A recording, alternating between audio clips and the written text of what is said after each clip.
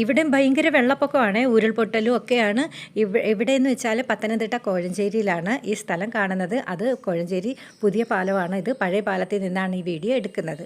അവിടുത്തെ സീനാണ് ഈ കാണുന്നത് കേട്ടോ. ഇന്നലെ വൈകുന്നേരം വരെ ഇത്രയും വെള്ളമില്ലായിരുന്നു. രാത്രിയിൽ ഉരുൾപൊട്ടലിൻ്റെ കാരണം കൊണ്ടാണ് ഇത്രയും വെള്ളപ്പൊക്കം ആയത്. ആണോ തോന്നല്ലേ?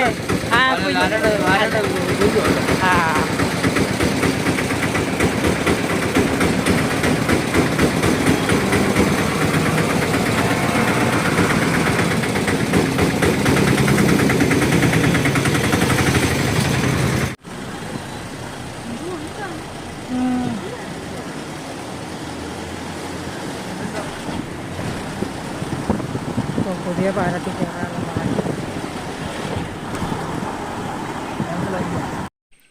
ഇനി ഡാമൊക്കെ തുറന്നു വിടുമെന്ന് പറയുന്നത് കേട്ടു. അതുകൊണ്ട് എന്തായാലും ശരി, ഞങ്ങൾ കടയൊക്കെ പൂട്ടിയിട്ട് വീട്ടിലോട്ട് പോകുന്ന വഴിക്കുള്ള ഞങ്ങളുടെ അടുത്ത് 1 കിലോമീറ്റർ അടുത്തുള്ള സ്ഥലമാണ്. ഇതേണ്ട ഈ വെള്ളപ്പൊക്കമൊക്കെ വെള്ളം കയറിയത് കേട്ടോ. കുറേ വീടുകളിലൊക്കെ വെള്ളം കയറി. അങ്ങനെ അവർ ക്യാമ്പിലൊക്കെ പോകാൻ തുടങ്ങിയിട്ടുണ്ട്. അപ്പോൾ ഞങ്ങൾ പോകാൻ ഭയങ്കര ബുദ്ധിമുട്ട് വന്നായിരുന്നു. എന്നുവെച്ചാൽ 1 മണിക്കൂറായി 1 കിലോമീറ്റർ ഞങ്ങളൊന്ന് കടന്ന് കിട്ടാൻ വേണ്ടി. അത്രയ്ക്കും വെള്ളപ്പൊക്കമാണ്. ഈ റോഡിലൊക്കെ വെള്ളം കയറിയ എല്ലായിടത്തും ബ്ലോക്ക് ആവും കേട്ടോ. അതുകൊണ്ട് ഞങ്ങൾ ഇന്ന് ചെന്നൈ പോകുന്നത് ക്യാൻസലാക്കി. ഇവിടെ എല്ലാവർക്കും പേടിയാണ്. എന്ന് വെച്ചാൽ ഞങ്ങൾക്ക് സ്റ്റേഷനിൽ ചെല്ലാനുള്ള ഒരു വഴിയില്ല, എല്ലാ വഴിയും ബ്ലോക്ക് ചെയ്ത് വെച്ചിരിക്കുകയാണ്. തിരുവല്ലയിൽ പോയി കയറാമെന്ന് വിചാരിച്ച്, പക്ഷേ തിരുവല്ലയിലും ചില സ്ഥലങ്ങളിൽ റോഡിലൊക്കെ വെള്ളം കയറിയതുകൊണ്ട് ഞങ്ങൾ ക്യാൻസലാക്കി. എന്തായാലും കൊള്ളാം. തേജു എന്നെയും പാറുവിനെയും കൂടെ വീട്ടിലോട്ട് കൊണ്ടുപോവുകയാണ്.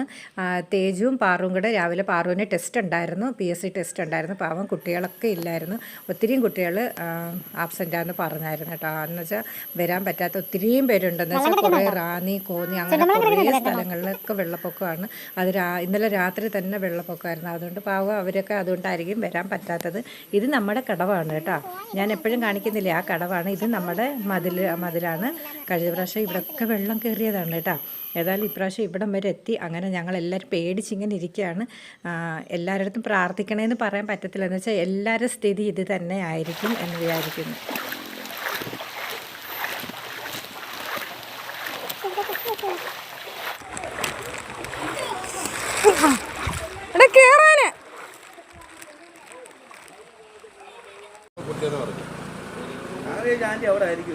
ഇല്ലടാ, ഞങ്ങളിങ്ങനെ വിഷമിച്ചിരിക്കുക, പോണോ പോണ്ടോ എന്ന് വെറുതെ പോവുക.